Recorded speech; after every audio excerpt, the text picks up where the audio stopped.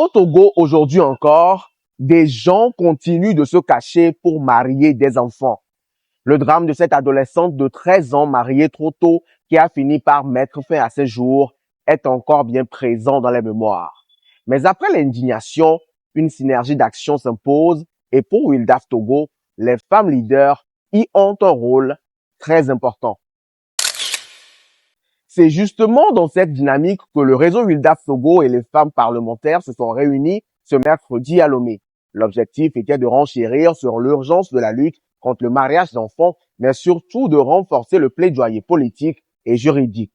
La démarche fait suite au projet Agir pour l'abandon du mariage d'enfants âmes et vise à faire des femmes présentes dans des instances de prise de décision de véritables leviers de la lutte. Nous attendons d'elle un engagement. Nous voulons qu'elle s'engage en faveur de l'éradication du mariage d'enfants au Togo. C'est leur engagement qui compte. Si elles s'engagent, elles pourront alors, au cours des sessions, au cours de leur travail, influencer et attirer l'attention sur le danger que ce mariage, les conséquences de ce mariage sur la vie des jeunes filles, sur la promotion de la femme, sur l'égalité de genre, sur la violation des droits humains.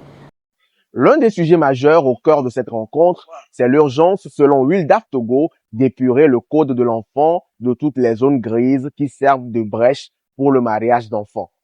Officiellement, le mariage est réservé aux personnes de 18 ans et plus. Mais l'article 267 du Code de l'enfant prévoit une dérogation pour des enfants âgés de 16 ans et leur mariage peut être valable à condition que le juge l'autorise pour des motifs sérieux. Aussi, la question du consentement de la mineure dans le processus de mariage est l'autre zone grise pointée. Ces petites fenêtres pour Wildaf Togo, ce sont des failles juridiques à combler pour renforcer la lutte contre le mariage d'enfants. Avec la rencontre des femmes parlementaires, Madame Anne-Colette Pédi espère que le mariage pourra désormais être exclusivement l'apanage de personnes majeures. Aujourd'hui, nous avons le Code de l'enfant qui est en cours de révision. Or, ce document ouvre des brèches qui stipule qu'on peut marier une fille de 16 ans en cas de force majeure.